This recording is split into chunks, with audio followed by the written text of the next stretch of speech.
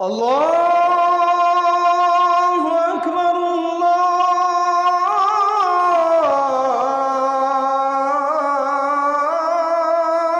আকবার।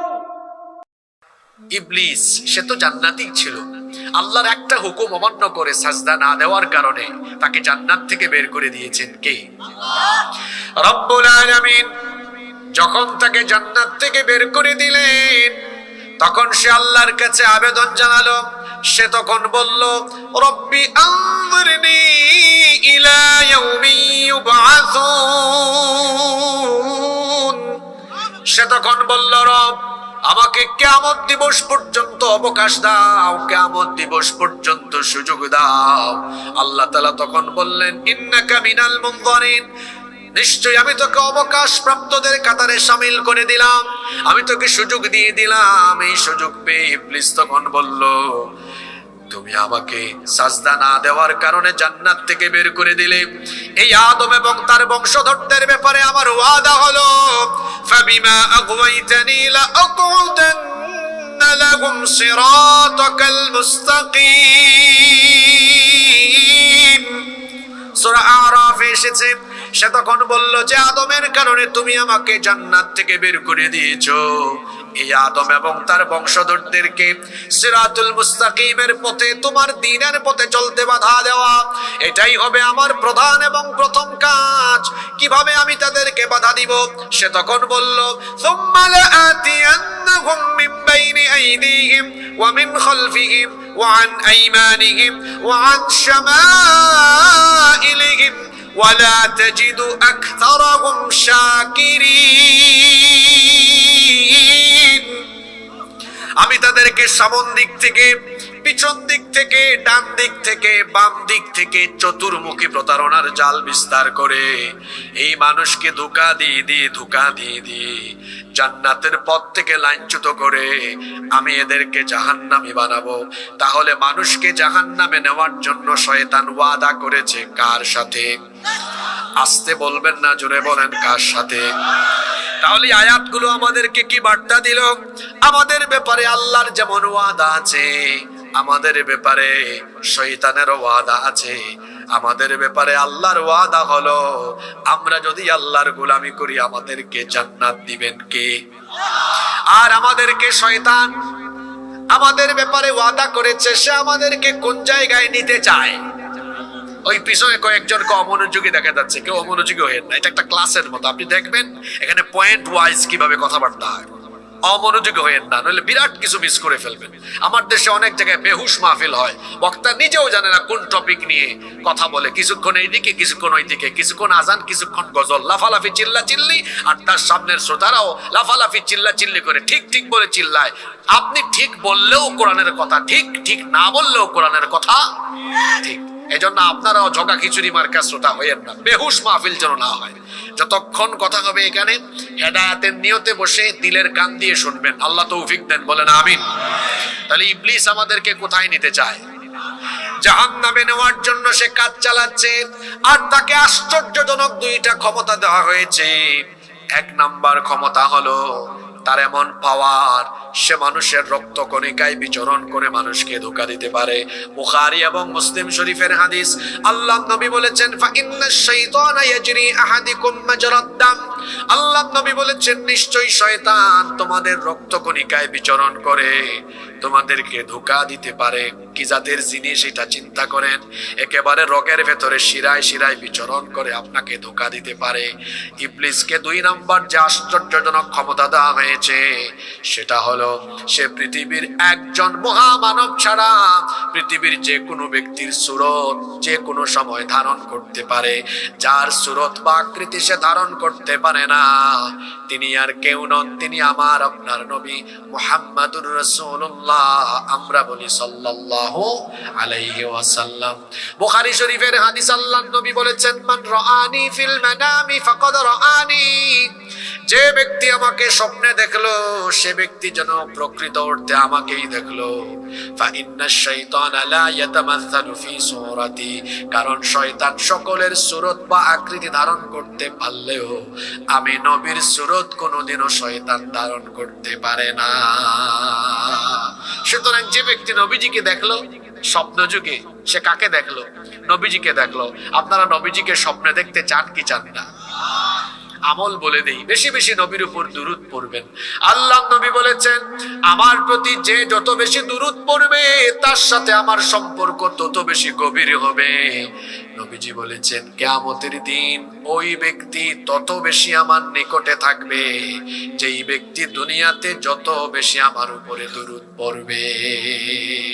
তো দুরূদ পড়লে যদি নবীজির কাছে থাকা যায়, তো এই আমলের কারণে কি আল্লাহ নবীজিকে স্বপ্ন যুগে দিদার নসিব করতে পারেন না? জোরে বলেন, পারেন কিনা? যে চক্ষু আল্লাহর নবীকে দেখবে, ওই চক্ষু এবং ওই ব্যক্তির সারাদিন হাত বডিকে জাহান্নামের জন্য হারাম করে দিবেন কে? রব, আমরা তোমার কাছে ফরিয়াদ করছি, মৃত্যুর আগে একবারের জন্য হলেও তোমার হাবিবকে স্বপ্নযোগী দিদার নসিব করে দিও। বলেন আমিন। তাহলে শয়তানের 2 নম্বর আশ্চর্যজনক ক্ষমতা আমরা জানলাম কি? সে যে কোনো সময় যে কোনো ব্যক্তির সুরত ধারণ করে আসতে পারে। শয়তান কিন্তু শুধু জিনের ভেতরে না, ইনসানের ভিতরেও শয়তান আছে। মানুষের ভেতরে শয়তান নাই? আপনাদের ঠোঁটের আগায় মুখস্থ একটা সূরা, এটা আপনারা জানেন, এই ওয়াজ আপনারাও জানেন। সওয়াবের নিয়তে আমার সাথে একবার তেলাওয়াত করেন তো, সবাই একটু পড়েন। আল্লাযী ইউওয়াসওয়িসু ফি সুদুরিন নাসি মিনাল জিন্নাতি ওয়ান নাস। মানুষের অন্তরে প্ররোচনা দানকারী শয়তান 2 জাতি থেকে, মিনাল জিন্নাতি জিন থেকে, ওয়ান নাস মানুষ থেকে। তাহলে বোঝা গেল মানুষের ভিতরেও শয়তান আছে। ইবলিস প্রাথমিক পর্যায়ে মানুষকে ধরে ওয়াসওয়াসা দেওয়ার জন্য। আমার দিকে তাকান, দেখেন ক্যাটাগরি কয়টা। প্রথমে ধরে, ধরার পরে প্রথমে তার অনুসারী বানায়, মুরিদ। যখন কোনো মানুষ শয়তানের মুরিদ হয়ে শয়তানের গোলামি করে শয়তানকে খুশি করতে পারে, শয়তান তার প্রমোশন দেয়, শয়তান তার গ্রেড বাড়িয়ে দেয়। শয়তান তখন তারে আর মুরিদ রাখে না, শয়তান তখন তার খেলাফতি তারে দিয়ে চলে যায়। বলবেন হুজুর, তো মানুষের মধ্যে যে শয়তান আছে আমরা ফাইন্ড আউট করবো কেমনে? আপনি আপনার এলাকায় শয়তান খুঁজে পাবেন। যে ব্যক্তি চেহারা সুরতে মানুষ হলো, কাজ কারবার আঞ্জাম দেয় শয়তানের, ও মানুষ রূপী একটা আস্ত শয়তান। বলবেন হুজুর একটু দেখায় দেন। এখানে তো মাহফিল ধারাবাহিক 3-4-5 দিন না, যদি 3-4-5 দিন হইতো তো ধারাবাহিক আমি থেকে ধারাবাহিক আলোচনা চালিয়ে যেতাম। যেহেতু একদিনের মাহফিল, আমি আপনার সমাজে থাকা 5টা শয়তানি কাজ বলি, যে শয়তানি কাজগুলো দেখলেই চিনবেন এটা শয়তানের খলিফা, এটা শয়তানের কি।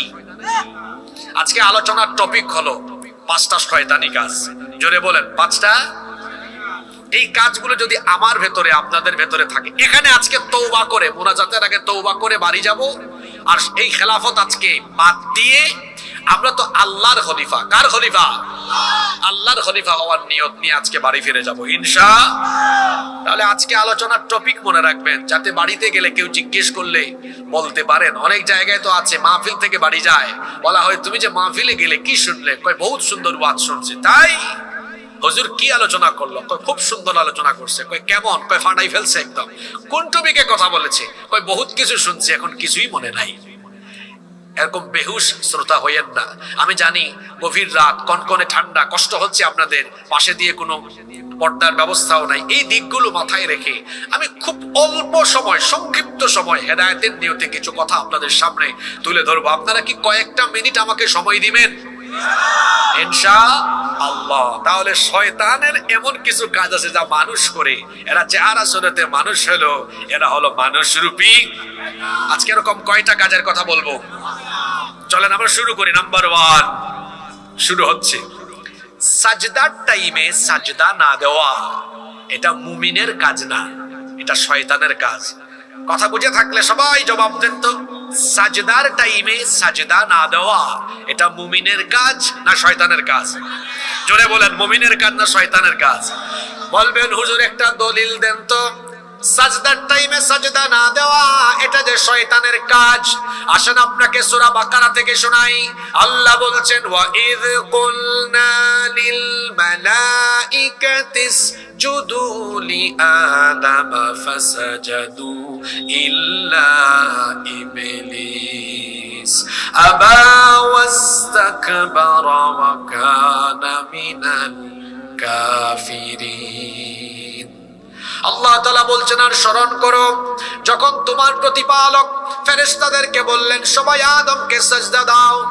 আল্লাহর হুকুম পাওয়ার পরে সাজদার এই হুকুমের টাইমে একজন ছাড়া সবাই আল্লাহকে সাজদা দিল। যে সাজদা দেয় নাই জোরে বলেন তো তার নাম কি? আরো জোরে বলেন তার নাম কি? এই ইবলিস সাজদা না দেওয়ার কারণে জান্নাত থেকে বিতাড়িত হয়েছে। এই ইবলিসের টার্গেট হলো মানুষও যেন আল্লাহকে সাজদা না দেয়, যে করেই হোক ওয়াসওয়াসা দিয়ে ধোঁকা দিয়ে সে মানুষকে সাজদা থেকে যে কোনো কায়দায় বিরত রাখবে। এই জন্য সাজদার টাইমে নামাজের টাইমে ইবলিস মানুষকে ধোঁকা দেয় যাতে করে মানুষকে নামাজ থেকে দূরে রাখা যায়। হাদিস শরীফে এসেছে ইবলিস কোন সময় হাসে, শয়তান কোন সময় হাসে আর কোন সময় কাঁদে। আল্লাহ নবী বলেছেন যখন কোনো ব্যক্তি আল্লাহ তাআলাকে সাজদা দেয়, সাজদার এই দৃশ্য দেখে ইবলিস মনোবেদনায় ওই ব্যক্তির কাছ থেকে দূরে চলে যায় এবং সে সাজদার দৃশ্য দেখে কান্না করতে থাকে। যখন কোনো ব্যক্তি সাজদা দেয় আল্লাহ নবী বলেছেন ইয়াতাজালাশ শাইতানু ফায়াবকি, ওই ব্যক্তির নিকট থেকে শয়তান দূরে চলে যায় আর তার সাজদা দেওয়ার দৃশ্য দেখে সে কান্না করতে থাকে।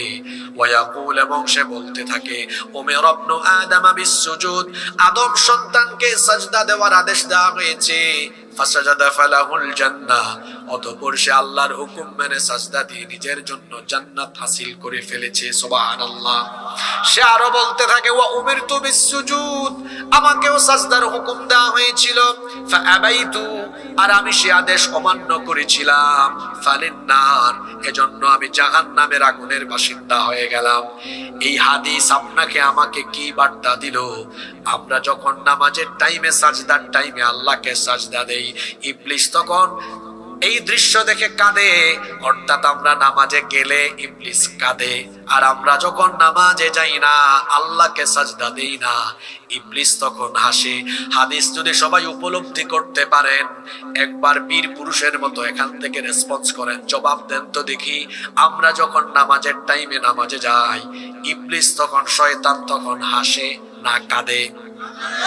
আরো জোরে বলেন। আর আমরা যখন নামাজের টাইমে নামাজে যাই না, শয়তান তখন, বুঝছেন তো সবাই? ওকে, এবার সুন্দর করে বুঝে শোনা জবাব দেন। এখন থেকে কি নামাজের টাইমে আপনারা ইবলিসকে হাসাবেন না কাঁদাবেন? একদম যারা চুপচাপ থাকলো, কথা বললো না, তারা কি শয়তানের কাছ থেকে খেলাফতি নিয়ে আসছে নাকি? তাহলে কথা বললো না কেন? নামাজের টাইমে আপনারা ইবলিসকে হাসাবেন না কাঁদাবেন? এখনো সবাই বলে নাই। হাসাবেন না কাঁদাবেন? তো ইবলিসকে কাঁদাতে হয় কিভাবে? নামাজ ছাইরা? তাহলে নামাজে যান আপনারা? নামাজে যান না? আপনাদের 5 ওয়াক্ত নামাজের খবর আমার জাতীয় কবি জানেন। এজন্য তিনি মরার আগেই কত সুন্দর কবিতা লিখে গিয়েছেন। আমি বড় মহব্বত করি তাকে। এত চমৎকার লেখনী আমার মনে হয় না পৃথিবীর কোনো কবি লিখতে পেরেছে। রসুলকে নিয়ে লিখেছেন, দিন নিয়ে লিখেছেন, জাগরণীমূলক লেখা তার প্রত্যেকটা লিখনের ভেতরে আছে। আল্লাহু আকবার। আপনাদের 5 ওয়াক্ত নামাজের খবর তিনি তার কবিতার লাইনে বলে গিয়েছেন। কত সুন্দর কবিতা লিখেছেন। আমার আপনার সমাজের বেনামাজি মানুষের চরিত্র তুলে ধরেছেন কবিতায়। জাতীয় কবি বলেছেন, ঘুমাইয়া কাজা করেছ ফজর, তখনও জাগনি যখন জোহর, হেলায় খেলায় কেটেছে আসর, মাগরিবের ওই শুনিয়া যান, এখনো জামাতে হওরে শামিল, এখনো এর সাথে আছে স্থান, বাজিছে দামামা বাদরে আমামা, শির উঁচু করে মুসলমান, দাওয়াত এসেছে নয়া জামানার, ভাঙা কেল্লা উড়ে নিশান। কি বাস্তবিক প্রতিটা লাইন। ফজর কিভাবে গিয়েছে কবি বলছেন, ঘুমাইয়া কাজা করেছ ফজর, ঘুম ছাড়ে না, ঘুমিয়ে থাকে, মুয়াজ্জিন সাহেব বলেন, আস-সালাতু খায়রুম মিনান নাওম, ঘুম থেকে নামাজ উত্তম। ইবলিস এসে বলে, ঘুমায় থাক, নামাজের চাইতে ঘুম উত্তম। নামাজে তখন গেল না, খুশি হলো কে? জোরে বলেন, শয়তান, ইবলিস। এভাবে আপনি ইবলিসকে খুশি করে দিন আরম্ভ করেন। ফজর কাজা করে যে ঘুমিয়ে থাকলেন, জোহরের আগে আপনার পৃথিবী থেকে যাওয়ার সম্ভাবনা আছে না নাই? কেমন করে ঘুমাও তুমি, কেমন করে ঘুমাও তুমি, ফজর করে কাজা, এমন তো হতে পারে জোহরে জানাজা। হতে পারে কি পারে না? চোখের পলকে আপনি লাশ হয়ে যেতে পারেন। চোখেরই পলকে তুমি হতে পারো লাশ, চিরতরে বন্ধ হবে তোমারই নিঃশ্বাস। চোখেরই পলকে তুমি হতে পারো লাশ, চিরতরে বন্ধ হবে তোমারই নিঃশ্বাস। হবে তোমারই নাম মসজিদের মাইকে, হবে তোমারই নাম মসজিদের মাইকে। বাড়িওয়ালা নাই রে, বাড়ি নাই রে দুনিয়াতে, বাড়িওয়ালা নাই রে, বাড়ি নাই রে দুনিয়াতে, বাড়িওয়ালা নাই রে, বাড়ি নাই রে দুনিয়াতে, বাড়িওয়ালা নাই রে, বাড়ি নাই রে দুনিয়াতে। বাড়ি থাকবে, বাড়িওয়ালা ফজর নাই, জোহরও নাই, আসর নাই, মাগরিব নাই, এশা নাই। ফজর তো যায় ঘুমে, জোহর যায় অবহেলায়, আসর যায় খেলাধুলায়, মাগরিব যায় তামাশায়, এশার নামাজ চলে যায় আড্ডায় আড্ডায়। এইরকম নামাজ ছেড়ে দিচ্ছেন গো ভাই আপনি। নামাজ ছাড়ছেন তো ছাড়ছেন, বেনামাজি হয়েছেন তো হয়েছেন। এখন আমাকে বলেন তো, এই যে নামাজ ছাড়তে ছাড়তে বেনামাজি হতে হতে হতে হতে হতে হতে একদিন তো আপনার জীবন ঘড়ির কাঁটা থেমে যাবে, একদিন তো আপনাকে মরণের স্বাদ ভোগ করতে হবে। Everyone will take the test of death. প্রত্যেককে মরণের স্বাদ নিতেই হবে। No one can escape from death. মৃত্যু থেকে পালিয়ে কেউ বাঁচতে পারবে না। পৃথিবীতে কেউ তো বেঁচে থাকে নাই, প্রত্যেকেই চলে গিয়েছে, প্রত্যেকেই চলে গিয়েছে। আপনিও চলে যাবেন। মনে রাখবেন, আপনি বেনামাজি হয়ে হয়ে আপনার দিন কাটাচ্ছেন, বছর কাটাচ্ছেন, বয়স কাটিয়ে দিচ্ছেন। বেনামাজি হয়ে হয়ে হয়ে হয়ে একদিন তো মরবেন। মরার পরে আলমে বরজখ, কবরের জীবনে থাকবেন, একটা অনন্তকালের সময়ে থাকবেন। এই সময় যখন শেষ হবে, তারপরে ইসরাফিলের সিংহার ফুৎকারের পরে আপনাকে কবর থেকে উঠিয়ে আল্লাহর সামনে দাঁড় করানো হবে। কোনো সন্দেহ আছে? তারপরে আল্লাহ আপনার কাছ থেকে জীবনের হিসেব চাইবেন। এই ওয়াজ আপনারা আমার থেকে ভালো জানেন। আল্লাহ তাআলা যখন আপনার কাছ থেকে প্রথমেই হিসাব জানতে চাইবেন, প্রথমেই কোন আমল সম্পর্কে আপনাকে জিজ্ঞেস করবেন। তো এখানে কি ওয়াজ করব? সব ওয়াজ জানে, শুধু আমল নাই। আল্লাহর নবী বলেছেন, বুখারীর হাদিস, ইন্না আউওয়ালা মা ইউহাসাবু বিহিল আবদু ইয়াউমাল কিয়ামাতি মিন আমালিহি সালাতি। আল্লাহর নবী বলেছেন, নিশ্চয়ই কিয়ামতের ময়দানে তোমাদের কাছ থেকে আল্লাহ তাআলা প্রথম যে আমল সম্পর্কে জানতে চাইবেন সেটা হলো বান্দারে নামাজ নামাজ নামাজ ঠিক মতো আদায় করেছো কিনা। চিন্তা করেন তো কি জবাব দিবেন। আপনার বাড়ি থেকে মসজিদ 100 হাত দূরে, যে ঈমান আপনাকে আপনার ঘর থেকে বের করে 100 হাত দূরের মসজিদে নিতে পারে না, এ দুর্বল ঈমান কি করে আপনাকে জান্নাতে নিয়ে যাবে? ইবলিস জান্নাত থেকে বের হয়েছে, জোরে বলেন, কয়টা সাজদা না দেওয়ার কারণে? মাত্র। যুবকদের ব্যাটারি কি ফিউজ হয়ে গেল নাকি ভাই? এই মহিলা মানুষের মতো আওয়াজ কেন? আমি দুর্বল মুসলমান দেখতে পারি না। আমার বাড়ি কোথায় জানেন? সিলেটে। আমি হযরত শাহজালাল রহমতুল্লাহ আলাইহির রুহানি সন্তান। দুর্বল মুসলমান দেখতেও পারি না। কথা বলবেন পুরুষের মতো, কথায় যেন পুরুষত্বের আলামত প্রকাশ পায়। জার্নি করে এসেছি আমি, আর ক্লান্ত হয়েছেন আপনি, এমনটা কি হওয়ার কথা? ইবলিস জান্নাত থেকে বের হয়েছে কয়টা সাজদা না দেওয়ার কারণে? একটা। আল্লাহ তাআলা আপনার আমার জন্য ডেইলি 5 ওয়াক্ত নামাজে, শুধু ফরজ নামাজে 5 ওয়াক্ত ফরজ নামাজ কত রাকাত? 17 রাকাত। প্রতি রাকাতে 2টা করে সাজদা হলে সারা দিনে শুধু ফরজ সাজদা আছে 17 দ্বিগুণে 34। এক সাজদা না দিয়ে বেটা ইবলিস জান্নাত থেকে বের হয়েছে, আর আপনি আমি ডেইলি 34টা সাজদা না দিয়ে জান্নাতে যাওয়ার জন্য রেডি হয়ে বসে আছি, যেন জান্নাত আমার মামার বাড়ি, আমার নানার বাড়ি। এত সোজা, এত সোজা। রাসূল বলেছেন যার মধ্যে নামাজ নাই তার মধ্যে ঈমান নাই।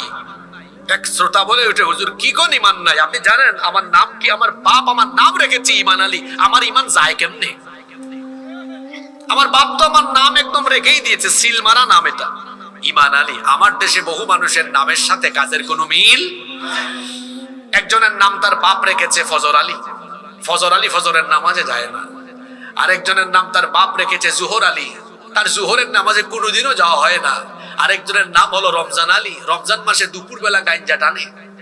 আরেকজনের নাম হলো কুরবান আলী, সামর্থ্য আছে কিপটা বেটা, কুরবানি দেয় না। ঠিক এমনি করে ঈমান আলী নামে অনেকের নাম সমাজে আছে। ঈমান আলী তার নাম সুন্দর, কিন্তু তার নামাজ নাই, রোজা নাই।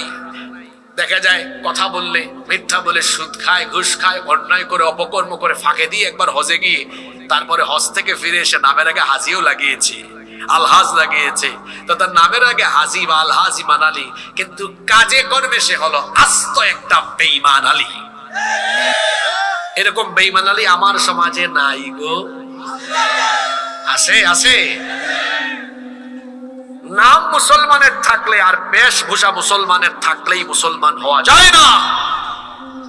একজন ডাক্তার এমবিবিএস এফসিবিএস ডিগ্রি নিয়ে ডাক্তার হন, ডাক্তারের ঘরে জন্ম নিয়ে যদি বলে আমার বাপ ডাক্তার আমিও ডাক্তার, আর সে যদি সাদা এপ্রন গায়ে দিয়ে চেম্বার খুলে বসে যায়, সে যদি ডাক্তারি লাইনে পড়াশোনা না করে, রোগী তার কাছে না গিয়ে মহিলারা পুরুষরা সবাই শুধু স্যান্ডেল আর ঝাড়ু নিয়ে যাবে, তোরা এখানে চেম্বার খুলে বসতে বলছেটাকে? তোর তো কোনো ডিগ্রি নাই।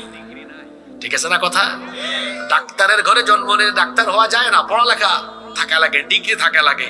ঠিক তেমনি মুসলমানের ঘরে জন্ম নিলেই মুসলমান হওয়া যায় না, যদি নিজের মধ্যে ঈমানের রুকনের বাস্তব প্রতিফলন না থাকে।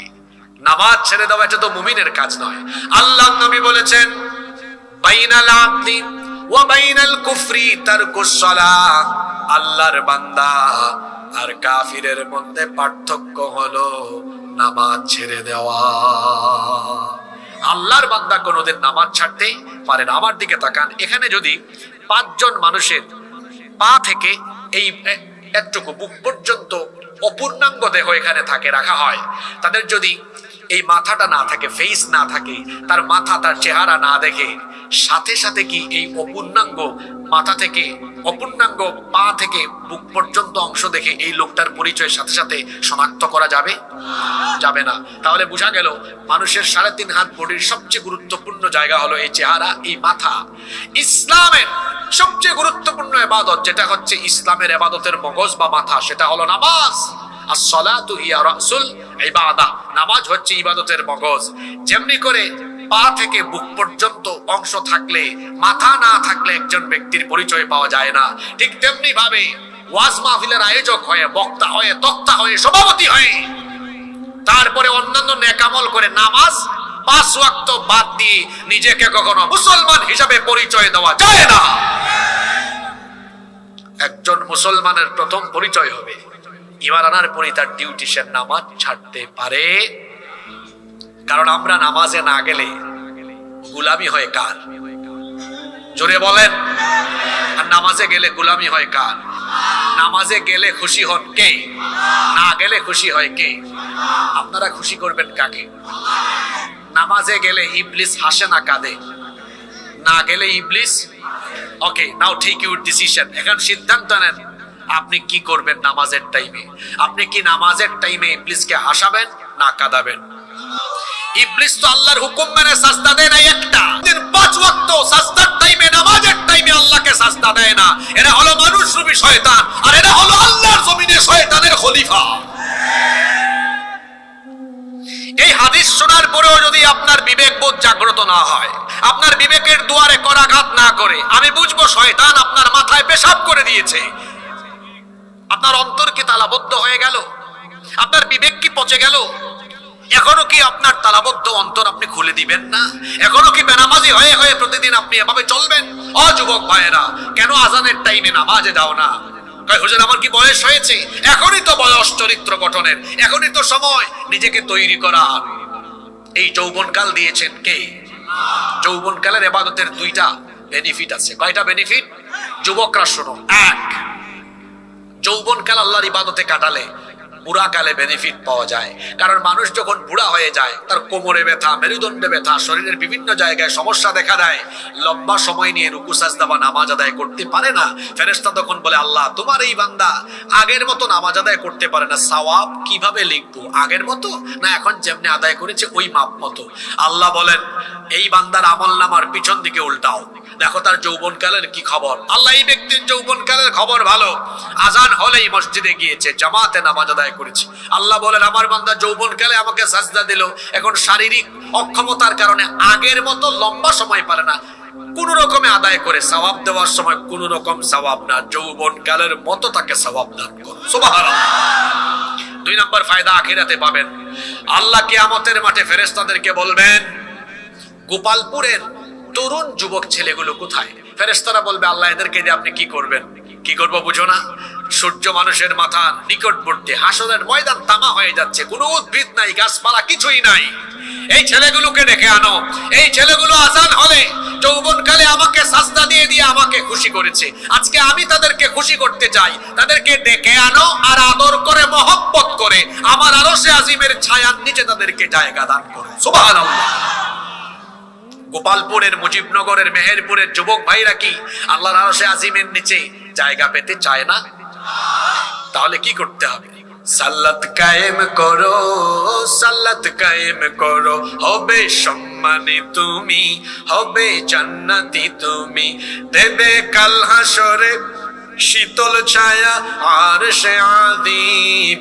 রব্বিয়াল আলা, রব্বিয়াল আযীম, রব্বিয়াল আলা, রব্বিয়াল আযীম। সুবহানাল্লাহ পড়েন। তাহলে এক নাম্বার শয়তানি কাজ কি? ছেড়ে দেওয়া, নামাজ ছেড়ে দেওয়া। কি ছেড়ে দেওয়া? এরকম শয়তানি আমার সমাজে নাই তো? কত জাতের নামাজি আছে হিসাব নেন আমার কাছ থেকে। সাপ্তাহিক শুধু জুমার দিনে যায়, এইরকম নামাজি আমাদের গোপালপুরে নাই গো। দুই নম্বর মাসিক নামাজি, সামনে আসতেছে রমজান মাস, পাক্কা মুসল্লি হয়ে যাবে, বাকি 11 মাসের খবর নাই, এইরকম নামাজি মুজিবনগরে নাই। তিন বার্ষিক নামাজি, শুধু বছরে 2 দিন আসে, এইরকম নামাজি মেহেরপুরে আছে তো? চার সিজনাল নামাজি, শবে বরাত, শবে কদর, এই সকল রাতে পাঞ্জাবি টুপি লাগায়া আসবে। বাস হলো খুব মতলব বাস, অন্যান্য নামাজে যায় বা না যায়, জানাজার নামাজ একটাও মিস করে না। রাজনীতি করে, ঢাকায় থাকে, তার বাসা থেকে 50 গজ দূরে মসজিদ, ফজরের নামাজে যায় না। রাত 4টার সময় ফোন এসেছে, আপনার নির্বাচনী এলাকায় একজন মারা গিয়েছে, তাই সাথে সাথে রওনা করেছে। বুঝলাম না, জানাজার নামাজের জন্য এত পাগল, তার ঘর থেকে 50 হাত দূরে মসজিদে গেল না, আর ঢাকা থেকে কয়েক ঘন্টা জার্নি করে জানাজায় এসে হাজির। তার মতলব আপনি বুঝেন নাই, আমি বুঝছি। ফজরের নামাজের আগে বক্তৃতা করার সুযোগ নাই, জানাজার নামাজের আগে বক্তব্য দেওয়ার সুযোগ আছে। এরকম নামাজি নাই তো? আছে। আমার এলাকায় আমি একজনকে পাইছি, কোনো জানাজা মিস দেয় না।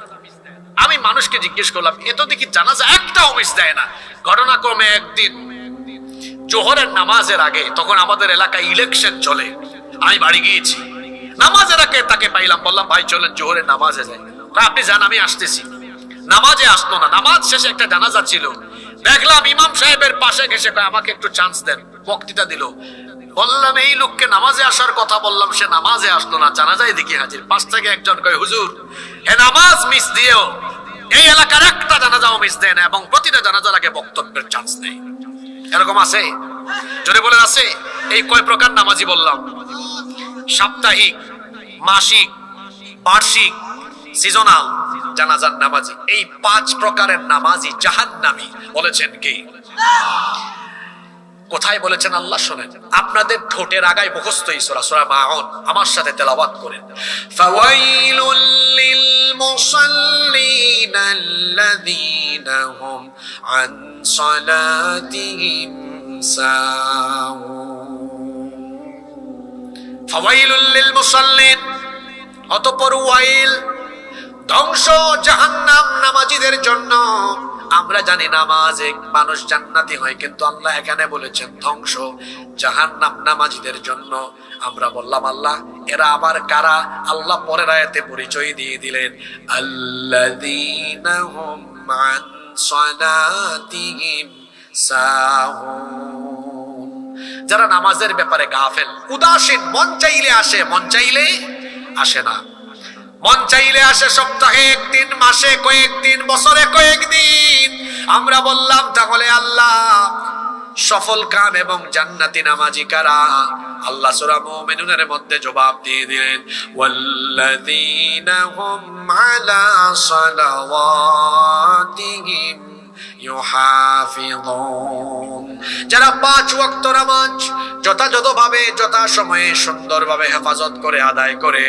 আল্লাহ বলছেন, উলাইকা হুমুল ওয়ারিসুনাল্লাযীনা ইয়ারিসুনাল ফিরদাউসা হুম ফিহা খালিদুন। 5 ওয়াক্ত নামাজ যথাসময়ে সুন্দরভাবে আদায় করবে যারা, আল্লাহ বলছেন আমার জান্নাতুল ফিরদাউসের ওয়ারিস হয়ে যাবে তারা। তাহলে আপনারা কি অনিয়মিত না নিয়মিত নামাজি হবেন?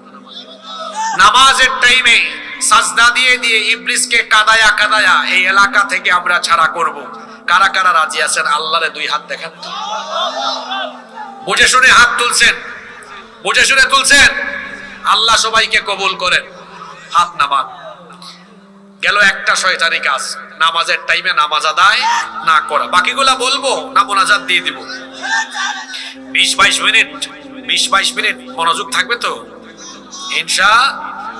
আসেন নাম্বার 2 নাম্বার শয়তানি কাজ, সময় নষ্ট করা, সময় অপচয় করা। এটা আরেকটা শয়তানি কাজ। অপচয় করা এটা মুমিনের কাজ নয়। আল্লাহ নিষেধ করেছেন, ওয়ালা তুবাযযির তাবযীরা, অপচয় করো না। আর মানুষ যত অপচয় করে তার মধ্যে সবচেয়ে সেনসিটিভ যে বিষয় সেটা হচ্ছে সময় অপচয় করা, সময় নষ্ট করা। কেউ উঠা বসা করবেন না। যারা উঠা বসা করবেন বড় বিপদে পড়বেন। মানুষ বুঝবে এই পয়েন্টটা এর সাথে মিলছে, খুব জরুরি কথা আছে। সময় দিবেন তো আমাকে?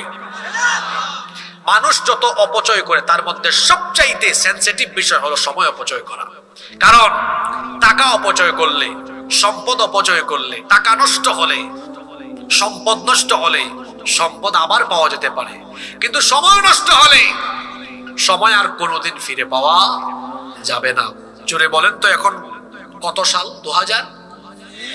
সবাই বলেন না 2000? 2015 সালে এই গোপালপুরের এক ব্যক্তি 10 লক্ষ টাকা ব্যবসায় ক্ষতিগ্রস্ত হয়েছে। কত লক্ষ টাকা? 2025 সালে এই ব্যক্তি 20 লক্ষ টাকা লাভ করার সুযোগ আসতে পারে কি পারে না?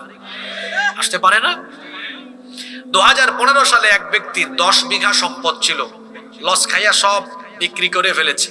2025 সালে 20 বিঘা সম্পদ কেনার মতো শক্তি সামর্থ্য আল্লাহ তারে আবার দিতে পারেন কি পারেন না?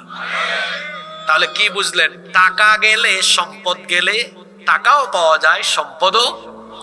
এখন আপনারা আমাকে বলেন, আজকের দিন পর্যন্ত যে সময় আমাদের জীবন থেকে চলে গিয়েছে, এই সময় কি কোনোদিন আমাদের জীবনে আর ফিরে আসবে?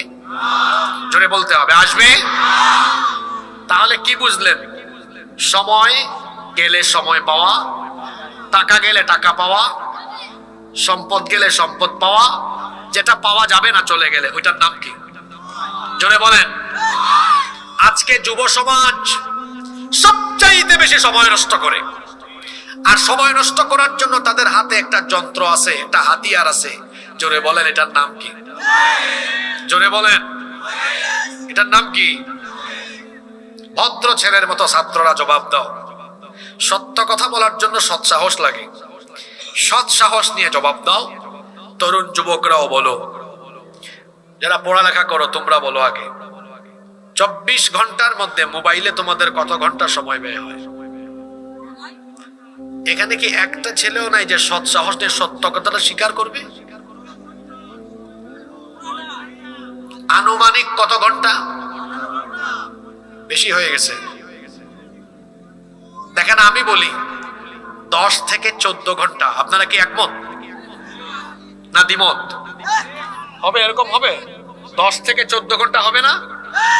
ঘুম থেকে উঠার দোয়া কি জানেন না? আলহামদুলিল্লাহিল্লাযী আহইয়ানা বা'দা মা আমাতানা ওয়া ইলাইহিন নুশুর। আর জেন জি কিছু ছেলেপেলে আছে, এদের ঘুম থেকে উঠার দোয়া হলো চোখ খুলেই বলে আমার মোবাইল কই। ঘুম থেকে উঠার দোয়া তার। ঘুমানোর দোয়া কি? আল্লাহুম্মা বিসমিকা আমুতু। আর জেন জির ঘুমানোর দোয়া জানেন আপনারা? Free fire, PUBG. রাতের বেলা জুয়া খেলে ঘুমায়। এখন অনলাইন জুয়া বেড়েছে। আইপিএল খেলা হয় ইন্ডিয়ায়, জুয়ার বাজি হয় মুজিবনগরে। বিপিএল খেলা হয় ঢাকায়, জুয়ার বাজি হয় গোপালপুরে। কি আছে না এরকম? 10 থেকে 14 ঘন্টা সময় তারা মোবাইলে বিনিয়োগ করছে, সময় নষ্ট হচ্ছে। ফেসবুকে, ইন্টারনেটে এই যে পড়ে থাকে।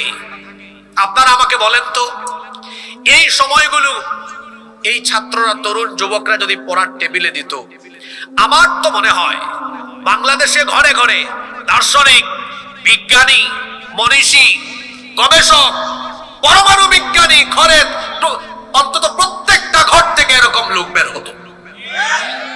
পড়াশোনায় মনোযোগ নাই। যুবক ছেলেরা আমার দিকে তাকাও। মোবাইল ব্যবহার করতে আমি নিষেধ করছি না, আমি এটার অপব্যবহার করতে নিষেধ করছি। এই মোবাইল বা বর্তমান যুগের টেকনোলজিক্যাল সকল বিষয়গুলো ইহুদিদের হাতে। আপনারা জানলে অবাক হবেন, পৃথিবীতে ইহুদিদের জনসংখ্যা গোটা বিশ্বের 1%ও নয়। কথা বুঝতেছেন আমার? 100 ভাগের 1 ভাগও তারা। আপনারা কি কথা বুঝেন? একটু হানা কিছু বলিয়েন রে ভাই, তো মনে হবে কবরস্থানে বসে গেছি ওয়াজ করতে।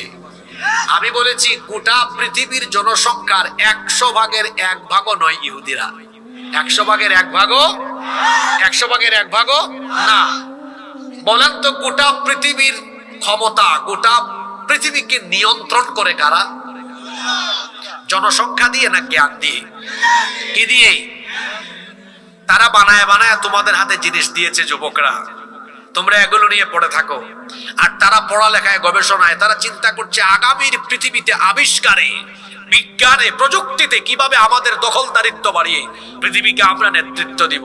আর তুমি পড়ে আছো ফেসবুকে কোন মেয়ের ফ্রেন্ড রিকোয়েস্ট পাঠাবা, ইউটিউবে আজকে কোন নাটক দেখবা, গুগল শরীফে গিয়ে পর্ন সাইটে ঢুকে কোন ব্লু ফিল্ম দেখবা। এই আসক্তিতে পড়ে গিয়ে তোমার যৌবন আজকে চিপায় চাপায় নষ্ট হয়। এক একটা চেহারা দেখছেন, সভাপতি সাহেবের দিকে তাকান, বয়স তো কম না ওনার, এখনো ফিজিক্যাল ফিটনেস ভালো। আপনাদের অবস্থা কি? একটা যুবকের দিকে তাকান, তার বয়স এখনো 17, 18, 20, 22, 23, 24। তার গালের দুই পাশের মাংস হাড্ডির চিপার ভিতরে ঢুকে গিয়েছে। ও হাঁটলে পরে ঝিমাই ঝিমাই হাঁটে, ওর শরীরে এনার্জি নাই। ও থাকবে কেমনে এনার্জি? ও তো রাত 3টা 4টা পর্যন্ত মোবাইলে তাহাজ্জুদ পড়ে, রাত জেগে থাকে। সকালবেলা ফজর নাই, তারপরে ঘুম থেকে উঠে সকাল 10টা 11টায় নাস্তাও করে না। তার পেট হয়ে গেছে গ্যাসের ডিব্বা, গ্যাসের কারখানা। ও পরিবেশ নষ্ট করে যেখানেই যায়। অত হেড অফিসের টাইমিংও ঠিক নাই, যেখানেই যায় আওয়াজ ছাড়া পরিবেশ দূষণ করে। আশা করি বোঝাতে পেরেছি। চিন্তা করেছেন তোমার চেহারায় লাবণ্য থাকার কথা, তোমার চেহারা এত বিচি কেন, এত ব্রণ কেন? তোমার চেহারা নষ্ট হলো কেন? তোমার খাদ্যাভ্যাস, ঘুমের অভ্যাস, তোমার জীবনে কোনো ব্যালেন্সিং নাই। ভারসাম্যহীন জীবনযাপনে তুমি অভ্যস্ত হয়ে গিয়েছো। ও আমার যুবক ভাইয়েরা, সময় নষ্ট করবেন না, সময় অপচয় করবেন না। সময় হলো পৃথিবীর সবচেয়ে দামি জিনিস। মনে রাখবেন, সময়কে কাজে লাগিয়ে সম্পদশালী হওয়া যায়, কিন্তু সম্পদশালী ব্যক্তি তার গোটা দুনিয়ার অর্থবিত্ত সহায় সম্পদ দিয়ে জীবনের ফেলে আসা সময়কে ফিরিয়ে আনতে পারে? জোরে বলেন, ফিরিয়ে আনতে পারে?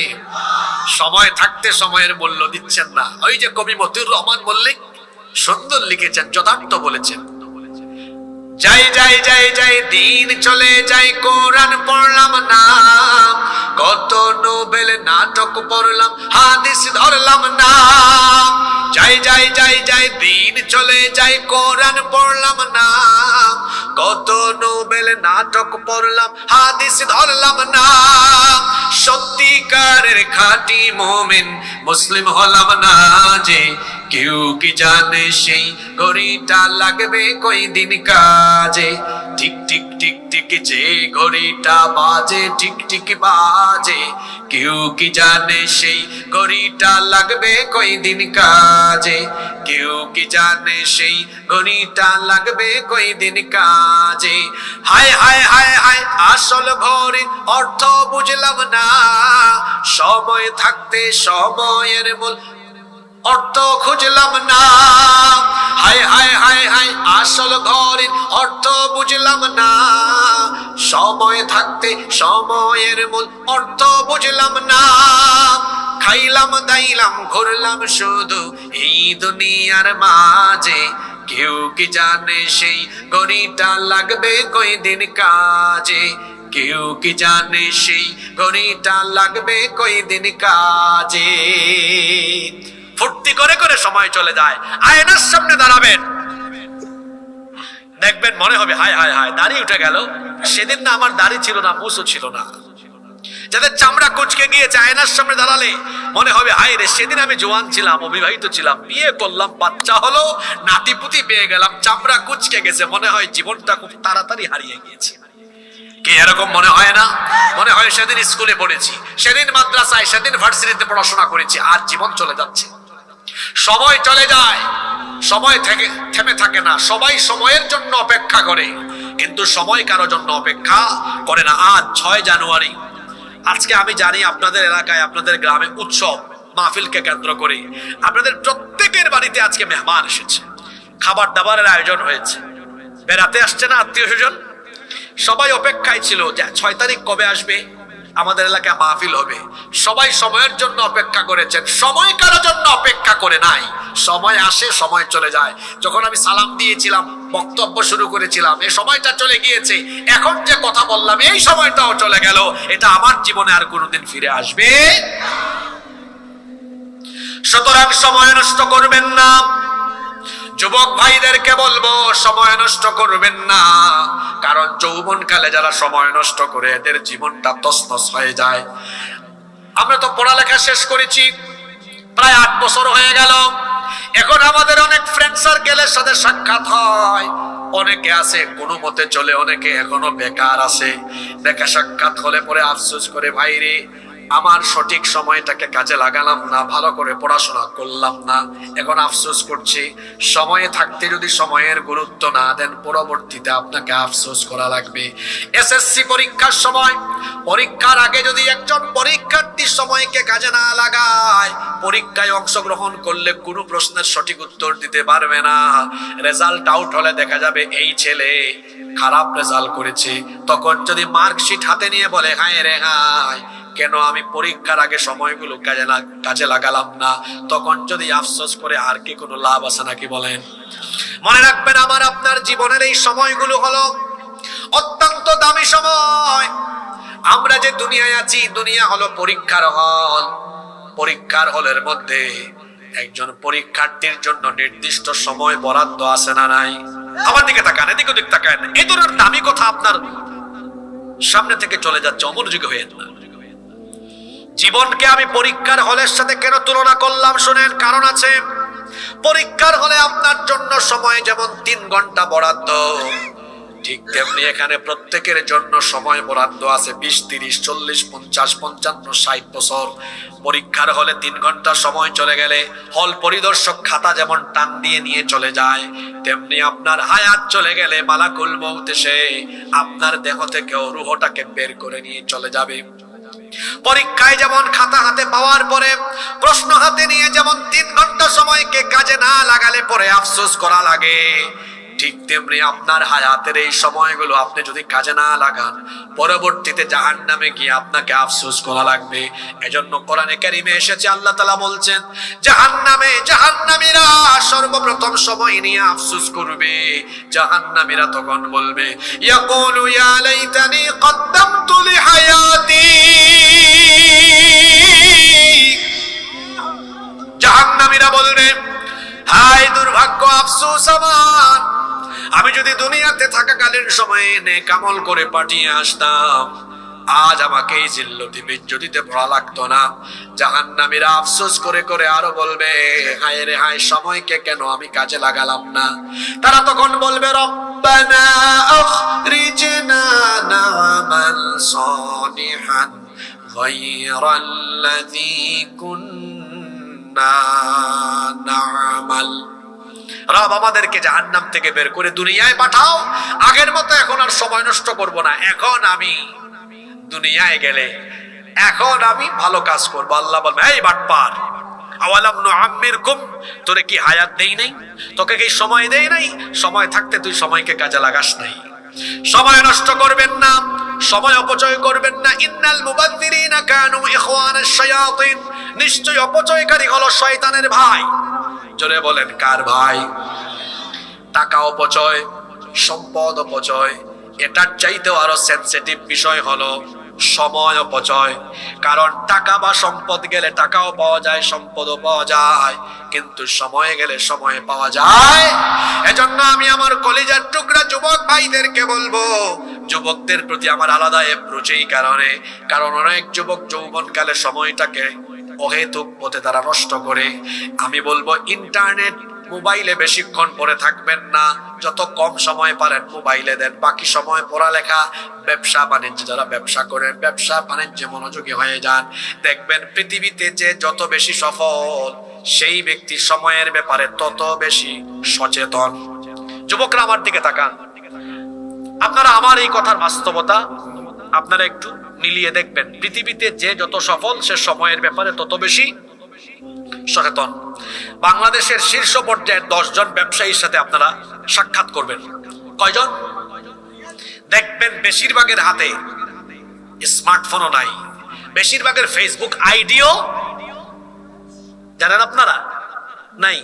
আমরা গ্রামে গঞ্জে আসলে আপনারা আমাদেরকে চিনেন। আজকে আসার সময় এক জায়গায় নামাজ পড়তে ঢুকছি, মানুষ ভিড় করেছে, আপনি চিনেন কেমনে? আপনাকে আমরা ফেসবুকে ইউটিউবে শুনি। বহু সময় অনেক বড় বড় ব্যবসায়ীদের সাথে সাক্ষাৎ হয়, জিজ্ঞেস করে উনি কে, চিনে না, তার পিএস পরিচয় করায় দেয়। আমাদের আত্মসম্মানে লাগে না, আমাদেরকে চিনে না, আমরা সব জায়গায়, ও চিনবে কেমনে? কারণ ওর তো ফেসবুকে পড়ে থাকার সময় নাই, ও তো প্রতিটা মিনিট তার ব্যবসায়িক কাজে মনোযোগী হয়, ওর ফেসবুক আইডিও নাই, ও ফেসবুক চালায়ও না, ও ফোনও চালায় না, ফোন তার পিএস এর হাতে, জরুরি কল হলে দেয়, নইলে হাতেও দেয় না। এরা সময়কে কাজে লাগিয়েছে বলে বড় শিল্পপতি হয়েছে। ও যুবক ভাইরা, সময় কাজে লাগাও। যদি সময়কে কাজে লাগাতে পারো, তুমি আগামী দিনে পৃথিবীর বিখ্যাত ব্যক্তিতে পরিণত হয়ে উঠবে। পৃথিবীর বিখ্যাত ব্যক্তিরা সময়কে কাজে লাগায়, সময়ের অপচয় করেন না। কারণ সময় নষ্ট করা এটা মুমিনের কাজ না, এটা কার কাজ? যদি বলেন কার কাজ? শয়তানের কাজ। তাহলে আমরা কি সময় নষ্ট করব? জোরে বলেন, সময় নষ্ট করব? নাম্বার 3, কষ্ট হচ্ছে নাকি আপনাদের? 3 নাম্বার শয়তানি কাজ হলো উলঙ্গপনা, বেহায়াপনা, নগ্নতা, বেপরদায় মত্ত থাকা। এটা মুমিনের কাজ না শয়তানের কাজ? শয়তানের কাজ হলো মানুষকে উলঙ্গ করে ছেড়ে দেওয়া। শয়তানের কাজ হলো মানুষের শরীর থেকে কাপড় চোপড় খুলে ফেলা। রব্বুল আলামিন কোরআনে কারীমের 7 নম্বর সূরা সূরাতুল আরাফের 26 নম্বর আয়াত থেকে বলছেন, ইয়া বানি আদম ক্বাদ আনজালনা আলাইকুম লিবাসান ইউবারি সাওআতিকুম ওয়ারিশা ওয়ালিবাসুত তাকওয়া যালিকা খায়র। আল্লাহ তাআলা বলছেন, হে আদম সন্তান, তোমাদের সাজসজ্জা সৌন্দর্য বর্ধনের জন্য আল্লাহ পোশাক সৃষ্টি করেছেন। নিশ্চয়ই তাকওয়ার পোশাক হলো সর্বোত্তম পোশাক, যে পোশাক পরিধান করলে পরে শালীনতা প্রকাশ পায়, পর্দা মেইনটেইন হয়, নগ্নতা প্রকাশ পায় না, সেটা হলো তাকওয়ার পোশাক। এটা যিনি বলেছেন, জুড়ে বলেন তিনি কি?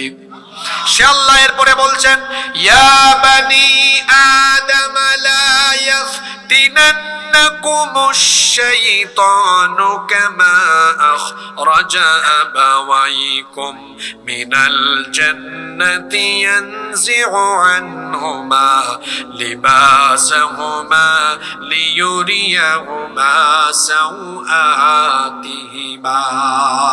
আল্লাহ তাআলা বলছেন, হে আদম সন্তান, শয়তান তোমাদের মা বাবাকে যেমন ফিতনায় ফেলেছিল, তোমাদেরকে যেন শয়তান সেরকম ফিতনায় না ফেলে। আমরা বললাম, আল্লাহ, আমাদের বাপ আর মাকে শয়তান কেমন ফিতনায় ফেলেছিল? আমাদের বাবা আদম আলাইহিস সালাম আর আমাদের মা হাওয়া আলাইহাস সালাম, এই দুইজনকে আল্লাহ জান্নাতে রেখে দিলেন আর বললেন, ওই নিষিদ্ধ গাছের কাছে যেও না। শয়তান তাদেরকে ওয়াসওয়াসা দিয়ে ফিতনায় ফেলে ওই নিষিদ্ধ গাছের কাছে নিয়ে গেল, নিষিদ্ধ গাছের ফল ভক্ষণ করালো। এরপরে তাদের পরন থেকে, শরীর থেকে কাপড় খুলে গেল, শয়তান উভয়কে লজ্জাস্থান দেখিয়ে দিল।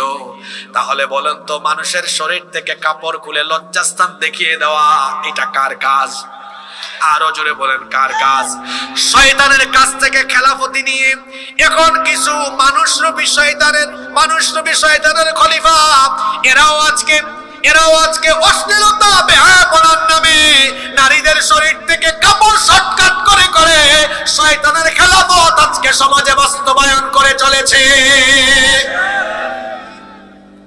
এই কাতার থেকে আপনিও বের হতে পারেননি তো, এই কাতার থেকে আপনিও বের হতে পারেননি। ঠিক আগে বলিয়েন না, নিজের চরকায় তেল দেন। আপনার ঘরের নারীকে কি আপনি পর্দায় রেখেছেন? আপনার ঘরের নারীকে আপনি বেপর্দা বানিয়ে আপনি তো শয়তানের কাজ আঞ্জাম দিয়েছেন। কারণ চায় কাপড় চোপড় শর্টকাট কইরা বেপর্দার সয়লাভ ঘটিয়ে দেওয়া। আপনার ঘরের বউ পর্দা করে না, আপনার মেয়ে পর্দা করে না, আপনার খারাপ লাগে না? এ কেমন রুচিহীন, ব্যক্তিত্বহীন পুরুষ আপনি! আপনার বউকে বেপর্দা বানিয়ে রাস্তায় বের করে দিয়েছেন। আপনার বউয়ের ঠোঁট কেমন, নাক কেমন, গাল কেমন, সে দেখতে কেমন, সব পাবলিক জানে। আপনার কি একটুও খারাপ লাগে না? যদি খারাপ নাই বা লাগে, আমি আপনার পুরুষত্ব নিয়ে প্রশ্ন তুলতে পারি, আপনার রুচি নিয়ে প্রশ্ন তুলতে পারি। আপনি রুচিহীন, ব্যক্তিত্বহীন এক ব্যক্তি, আপনি পুরুষ নামে কলঙ্ক। আপনার রুচি নাই, রুচিতে দুর্ভিক্ষ নেমেছে আপনার। আগে ছিল ট্রাভেল ব্লগ, ফুড ব্লগ, এখন নতুন ফিতনা কাপল ব্লগ। হাজবেন্ড ওয়াইফ কি খায়, বাসায় কি করে, কোথায় যায়, সব ভিডিও ধারণ করে ফেসবুকে, ইউটিউব চ্যানেলে, টিকটকে আপলোড করে। চাচারা বুঝবেন না, এটা যুবকরা বুঝে গেছে। আপলোড করে, তারপরে একটু লাইক কমেন্ট, অনেকে আছে শুধু লাইক কমেন্ট বা খ্যাতি পাওয়ার ধান্দায়, আবার কেউ বা আছে ডলার কামানোর ধান্দায়। চ্যানেল মনিটাইজ করলে ডলার পাওয়া যায়। যারা সামান্য কয়েকটা লাইক কমেন্টের ভিক্ষায়, অথবা যারা সামান্য কয়েকটা ডলারের ধান্দায় নিজের বউকে জনগণের চোখের পণ্য বানিয়ে এভাবে সোশ্যাল মিডিয়া, ইন্টারনেটে ছেড়ে দিল, সেই মানুষগুলোর তো রুচিতে সমস্যা। এরা ব্যক্তিত্বহীন, এরা পুরুষ নয়, এরা চেহারা সুরতে মানুষ হলেও প্রত্যেকটা ব্যক্তি হলো মানুষরূপী আস্ত এক একটা শয়তান। মোহরানা দিয়ে আপনি বিয়ে করলেন, আপনার বউ আপনি না দেখবেন, পাবলিকরে দেখায়, পাবলিকের চোখের সামনে ছেড়ে দিয়ে পাবলিককে মজা দেন। একটু খারাপ কি লাগে না আপনার? কেমন মানুষ আপনি? অনেক মানুষ আছে 5 ওয়াক্ত নামাজে আসে, কিন্তু বউয়ের ফটো, তার ফটো একসাথে, দুজনের কাপল ফটো ফেসবুকে একদম কভার পিক দিয়ে রেখেছে। এইরকম কুতুব এই মুজিবনগরে নাই গো, এখানেও থাকতে পারে, টাইমলাইন চেক করে দেখেন না। এই কুতুব ওয়াজও শুনে, নামাজের টাইমে আবার নামাজেও যায়। আবার অনেকে আছে মসজিদের সভাপতি, সেক্রেটারি, ক্যাশিয়ারের পদ দখল করেছে। আছে না এরকম? একজন নারী বেপর্দা হয় কেন? আপনার কারণে। যে ঘরের পুরুষ অসচেতন, ওই ঘরের নারী বেপর্দায় থাকে। আপনি হাজবেন্ড, আপনি সচেতন থাকলে আপনার বউ বেপরদায় বের হতে পারবে? বউয়ের ঘরের বউ আমি যদি বলি পর্দা করে বের হতে হবে, তার ক্ষমতা আছে বেপরদা হয়ে ঘর থেকে বের হওয়ার? আবার এরকম ওয়াজ শুনলে যেন প্রগতিশীলদের গায়ে না চুলকায়। দেখো মোল্লা কি বলে, এরা নারীদেরকে বুরখা পরায়া ঘরে রেখে দিতে চায়। তোমাদের উদ্দেশ্য আমার কথা আছে। একবার এক শেয়াল মুরগির খামারের পাশে গিয়ে বলে, এই মুরগি রে, তোদেরকে দেখে খুব মায়া হচ্ছে। এক মুরগি তখন বলে, কেন এত মায়া হয় শিয়াল মামা? কয়, দেখছত না তোদের মালিক তোদেরকে নেটের ভিতরে একটা বেড়া দিয়া তারপরে তোদেরকে এখানে আটকায় রেখেছে। দেখ আমার দিকে তাকা, কোনো জেলখানা নাই আমার, আমি নির্বিঘ্নে স্বাধীনভাবে ঘুরে বেড়াই। আমার খারাপ লাগতেছে, আমার মতো যদি তোদেরও একটু স্বাধীনতা থাকতো। এক মুরুখ তখন ঢোকায়, মামা আপনার চালাকি বুঝছি, আপনার মতো স্বাধীন হইলে আপনি তো আমাদেরকে ধরে ধরে খাবেন। শিয়াল যেমন মুরগির স্বাধীনতা চায়, কারণ মুরগি স্বাধীন হয়ে চলাফেরা করলে শিয়াল ধরে ধরে মুরগি খাবে, ঠিক তেমনি লুচ্চা বদমাশরা নারী স্বাধীনতার নামে নারীদেরকে উলঙ্গ অবস্থায় রাস্তায় দেখতে চায়, এবং যারা নারী স্বাধীনতার কথা বলে তাদের হাতেই নারীরা সবচেয়ে বেশি লাঞ্ছিত হয়। তো যারা নারীবাদী আছো, আমরা বুঝি তোমরা কেমন, তোমরা কি জাতের নারীবাদী। এটা আমরা দেশের অনেক ক্রিটিক্যাল সিচুয়েশনে আমরা এগুলো দেখি। অনেক নারী লাঞ্ছিত যখন হয়, মুখের মধ্যে তখন তাদের স্টাপলাল্লা লাগানো থাকে, কোনো কথা বলে না। ইসলাম নারীকে সম্মানিত করেছে পর্দার মাধ্যমে, তার সেফটি, সিকিউরিটি, প্রোটেকশনের ব্যবস্থা করেছে। আমি বলছিলাম একজন নারী বেপর্দা হওয়ার পেছনে একজন পুরুষেরও দায়বোধ আছে। আপনি সচেতন থাকলে আপনার বউ বেপর্দা হতে পারবে? আপনি সচেতন থাকলে আপনার মেয়ে বেপর্দা হতে পারবে? পারবে না। যে পুরুষ তার ঘরের নারীকে পর্দায় রাখতে পারে না, এই পুরুষের নাম নবী বলেছেন দাইয়ুস। আর এই দাইয়ুস কোনোদিন আল্লাহর জান্নাতে ঢুকতে পারবে? আমরা কি আমাদের ঘরের নারীদেরকে পর্দায় রাখতে পারবো? আজকে কি মহিলা প্যান্ডেল আছে নাকি? ও মাশা, বড় তো নারীরা তো বেশি থাকবে স্বাভাবিক, কারণ ইসলামে পুরুষের চাইতে নারীর অবদান কম না বেশি? সর্বপ্রথম ইসলাম আপনারা কবুল করেন নাই, একজন নারী কবুল করেছেন, খাদিজাতুত তাহরা রাদিয়াল্লাহু আনহা। সর্বপ্রথম ইসলামের জন্য একজন নারী জীবন দিয়েছেন, নাম কি? সুমাইয়া রাদিয়াল্লাহু আনহা। মক্কা এখন বিরাট একটা সিটি, একটা সময় এটা ছিল দুধু মরুভূমি, কোনো মানুষ থাকতো না এখানে। একজন নারীকে কেন্দ্র করে মক্কার সভ্যতা গড়ে উঠেছে। সেই নারীর নাম জানেন আপনারা? ইসমাইল আলাইহিস সালামের মা, নাম কি? হাজেরা। ইব্রাহিম আলাইহিস সালাম তাকে এবং তার সন্তানকে এখানে রেখে গিয়েছিলেন। পরবর্তীতে তাদেরকে কেন্দ্র করে এখানে একটা বসতি গড়ে উঠেছে। তো নারীর অবদান ইসলামে কম না বেশি? মা বোনদেরকে বলবো, আপনারা পর্দায় থাকবেন, মর্যাদা বাড়িয়ে দিবেন। কে কষ্ট হচ্ছে আপনাদের? কয়টা পয়েন্ট গেল? 3টা। 2টা পয়েন্ট, হয়তো 7-8 মিনিট লাগবে। থাকবেন তো সবাই? নাম্বার 4। আচ্ছা দেখি তো পিছনের গুলা কারা কারা মনে রাখছেন। 1 নাম্বার শয়তানি কাজ কি ছেড়ে দেওয়া? জোরে বলেন, কি ছেড়ে দেওয়া? 2 নাম্বার শয়তানি কাজ কি নষ্ট করা? সময় নষ্ট করা। 3 নাম্বার শয়তানি কাজ বেপরদায় থাকা, নারীকে বেপরদায় রাখা। 4 নাম্বার শয়তানি কাজ, সেটা কি? 4 নাম্বার শয়তানি কাজ হলো মাদকাসক্ত হওয়া। মাদক, মদ, জুয়া, এগুলো মুমিনের কাজ না শয়তানি কাজ? এটাতে শয়তানি কাজ কোরআন শরীফে এটা আছে না? না আলেমরা বসে আছে। ইন্নামাল খামরু ওয়াল মাইসিরু ওয়াল আনসাবু ওয়াল আসলাম, এগুলোকে আল্লাহ কি বলেছেন? রিজসুম মিন আমালিশ শাইতান। আল্লাহ বলেছেন মাদক, জুয়া, ভাগ্য নির্ণায়ক তীর, ভাস্কর্য প্রতিমা, এগুলো সব মুমিনের কাজ না শয়তানের কাজ? শয়তান এটা দিয়ে কি চায়? মাদক দিয়ে। এটা তো সীমান্তবর্তী এলাকা, এদিকে পাচার টাচার হয় নাকি? হ্যাঁ, মাদক দিয়ে শয়তান কি চায় এবার শুনেন। কোরআনে কারীমের 5 নাম্বার সূরা সূরাতুল মাইদা এর 91 নাম্বার আয়াতে আল্লাহ বলছেন, ইন্নামা ইউরিদুশ শাইতানু আইয়ুকিআ বাইনাকুমুল আদাওয়াতা ওয়াল বাগদাআ ফিল খামরি ওয়াল মাইসিরি ওয়া ইয়াসুদ্দাকুম আন যিকরিল্লাহ বিল্লাহি ফাহাল আনতুম মুনতাহুন। আল্লাহ তাআলা বলছেন নিশ্চয়ই শয়তান চায় মাদক এবং জুয়ার মাধ্যমে তোমাদের মধ্যে ক্লেশ, বিশৃঙ্খলা, হানাহানি বাড়িয়ে দিতে চায়। আল্লাহর আয়াতের বাস্তবতা সমাজের সাথে মিলায়া দেখবেন মাদকাসক্ত প্রত্যেকটা ব্যক্তি পরিবারে, সমাজে, দেশের মধ্যে বিশৃঙ্খলা ঘটায়। দেখবেন মাদকাসক্ত লোকেরা বেশিরভাগ ক্ষেত্রে হয় নারী নির্যাতনকারী, এরা বউ পিটায়। যখন তার কাছে মাদক সেবনের পয়সা থাকে না, তার বউয়ের গায়ে হাত তুলে বলে তোর বাপের বাড়ি চলে যা, আমার জন্য পয়সা নিয়ে আয়। বউ যদি বাপের বাড়ি না যায়, এই ডাকাত তখন তার স্ত্রীর গায়ে হাত তুলে। এভাবে দেখবেন মাদকাসক্ত বেশিরভাগ লোকেরা বউ পিটায়। এইরকম আছে না নাই? মাদকাসক্ত বেশিরভাগ লোকেরা চোর হয়, ডাকাত হয়। মাদক সেবনের পয়সা যখন তার কাছে থাকে না, তখন সে বাপের পকেটে, তার মায়ের ব্যাগে, কিংবা সে দেখা যায় রাস্তাঘাটে দিনে দুপুরে ছিনতাই করে। এজন্য মাদকাসক্ত লোকেরা চোর হয়, ডাকাত হয়। আবার মাদকাসক্ত লোকেরা কোনো পর্যায়ে খুনিও হয়। ওই যে আমার দেশে পুলিশ কর্মকর্তার মেয়ে ঐশী, তার বাস্তব প্রমাণ মনে আছে কাহিনীটা? না ভুলে গেছেন আপনারা? খবরদার আমার যুবক ভাইয়েরা, মাদকের ধারে কাছেও যাবেন না। অনেক কলেজ ইউনিভার্সিটির ছাত্র মাদকাসক্ত হয়ে গিয়েছে, অনেক যুবকেরা, তরুণেরা মাদকাসক্ত হয়ে গিয়েছে। মাদক হলো হারাম, এটাকে হারাম করে দিয়েছেন কে? পৃথিবীর কি কোন চিকিৎসা বিজ্ঞানী, একজন ডাক্তারও বলেছেন মাদক খাইলে, মাদক গ্রহণ করলে শরীরের লাভ আছে? বলেছে?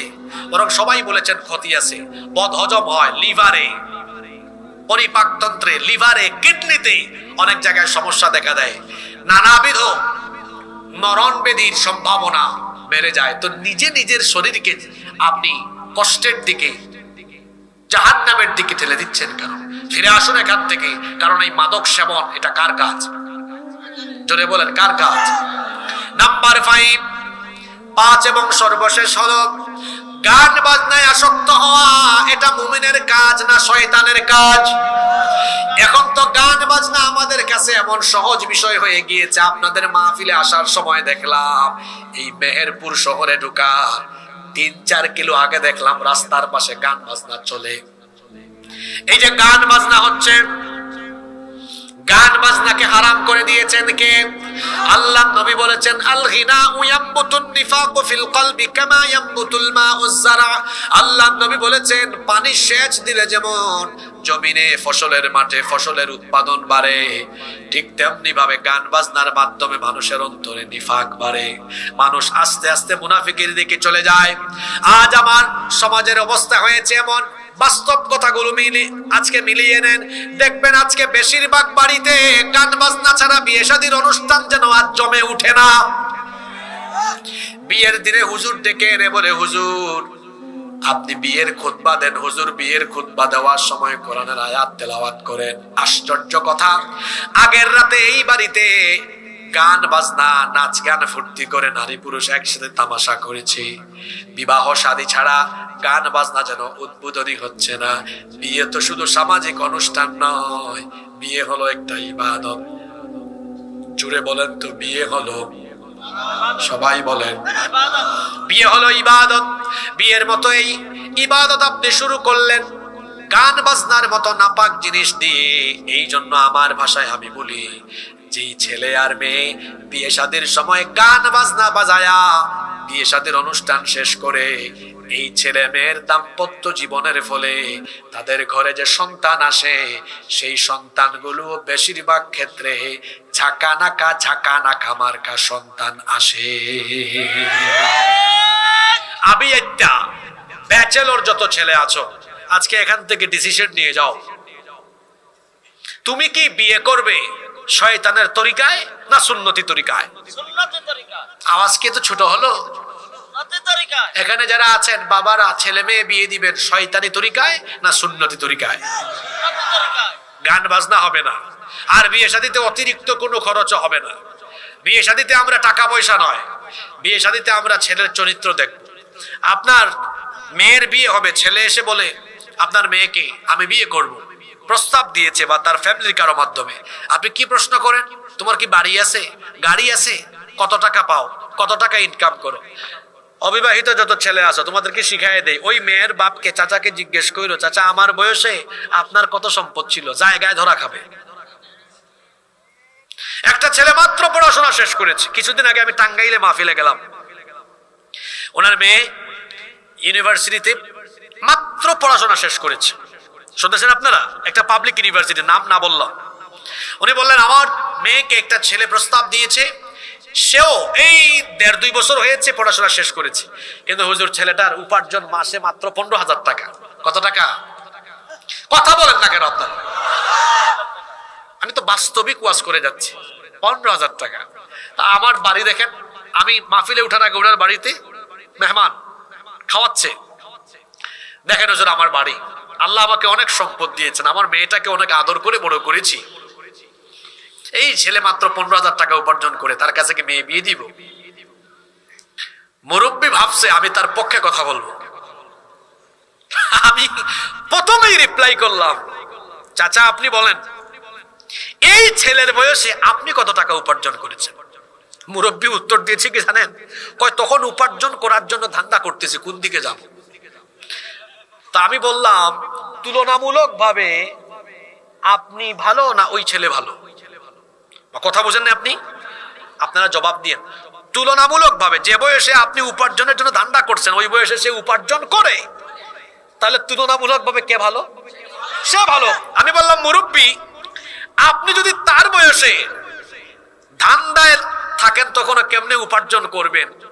এরপরে আপনি উপার্জনে লেগে যদি আপনার এত সম্পদ হতে পারে, আমি আজকে বললাম এই ছেলে আপনার চেয়েও বেশি সম্পদশালী হবে। উনি বললেন হুজুর কথা যে বললেন কোন যুক্তি আছে? বললাম হ্যাঁ আছে। তার বয়সে আপনি টাকা না কামাই আজকে এত সম্পদশালী, আর এত ওই বয়সে 15,000 টাকা কামায়, তার মানে তার লেভেল আপনার উপরে যাবে।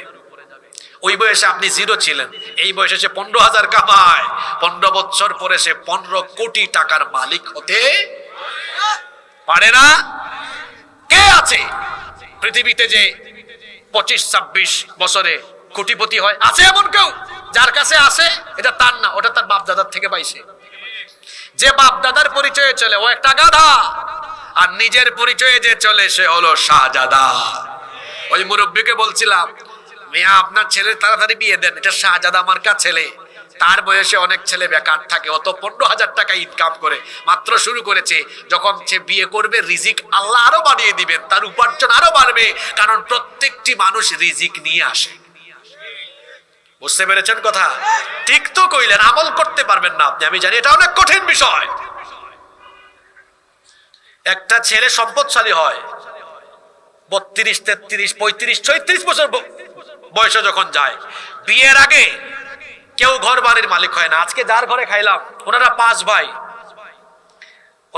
ভাই, তো আজকে এক বাড়িতে খাইলাম, উনি নতুন বাড়ি বানিয়েছেন, তো উনার ছেলে মেয়েরা এখন বিদেশে থাকে, ঢাকায় থাকে। উনার বাড়ি হয়েছে বিয়ের আগে না বিয়ের পরে? কথা বলেন না কেন আপনারা? তো মানুষ সফল হয় বিয়ের আগে না বিয়ের পরে? তা আপনি আগে খুঁজেন কেন? আপনি খুঁজবেন আগে কি জানেন? বাবা তুমি কি 5 ওয়াক্ত নামাজ পড়ো? এটা বিয়ের আগে খুঁজবেন। তুমি কি 5 ওয়াক্ত নামাজ পড়ো? আচ্ছা তুমি যে টাকাটা কামাও, হোক না 15-20 হাজার, ওইটা কি হালাল পথে কামাও?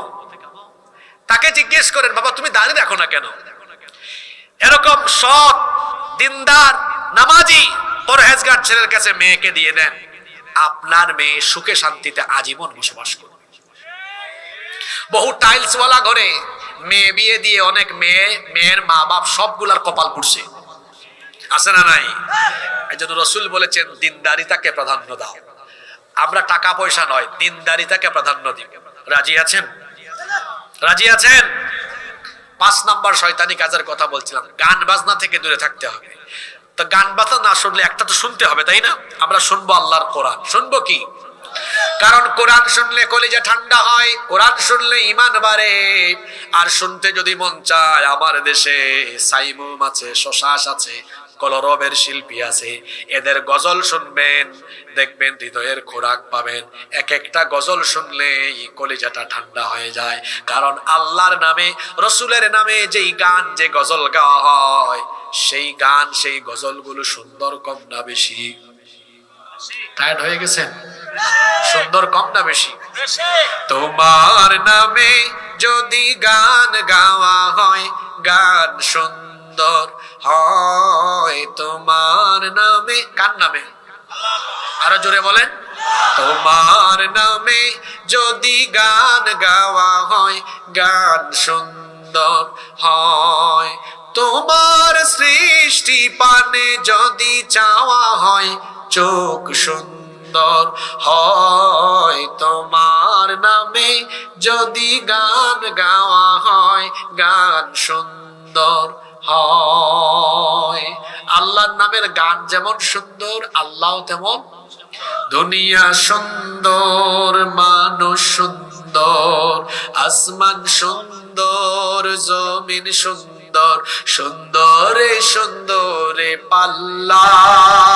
জানি না কত সুন্দর তুমি আল্লাহ, জানি না কত সুন্দর তুমি আল্লাহ। সুবহানাল্লাহ। গজল শুনতে মন চায়, আপনি কাজী নজরুলের গজল শুনেন। ত্রিভুবনের প্রিয় মুহাম্মদ এলো রে দুনিয়ায়, রে সাগর আকাশ বাতাস। ভালো লাগে না খারাপ লাগে? এগুলো এলা শুনবেন, এগুলো শুনবেন, হৃদয়টাকে কলিজাকে ঠান্ডা করে দিবেন কে? তাহলে যে 5টা শয়তানি কাজের কথা বললাম, বলেন তো এই 5টা কাজ কি সমাজে আসে না নাই? এগুলো আমরা করব না বর্জন করব? দেখি ওয়াজ কেমন মনে রাখলেন। কয়টা শয়তানি কাজ নিয়ে আজকে আলোচনা করলাম? জোরে বলেন। 5টা। 1 নাম্বার, নামাজ ছেড়ে দেওয়া। ছাড়বেন না আদায় করবেন? কারা কারা ছাড়বেন হাত তুলে? মাশাআল্লাহ, মনোযোগ আছে। কারা কারা 5 ওয়াক্ত নামাজি হয়ে যাবেন ইনশাআল্লাহ? হাত নামান। নাম্বার 2 নাম্বার শয়তানি কাজ কি নষ্ট করা? যুবক ভাইয়েরা সময় নষ্ট করবেন। আজকে যে আমি ওয়াজ করলাম এখানে 1.5 ঘন্টার উপরে, আমি কি আমার টপিকের বাইরে গিয়ে আলতু ফালতু কথা বলে সময় নষ্ট করেছি? এটা আমার অভ্যাস না। আমি কোনো মাহফিলে, আমার দাওয়াতি লাইফে আমি আজকে 9-10 বছর ধরে কথা বলি, আমি কোনোদিন অপ্রাসঙ্গিক, অপ্রয়োজনীয়, অহেতুক একটা কথা বলে আমি কোনো মাহফিলে সময় নষ্ট করি না। শুধু মাহফিল নয়, মাহফিলের বাহিরেও আমি আমার ব্যক্তি জীবনে সময়কে কাজে লাগানোর সর্বোচ্চ চেষ্টা করি।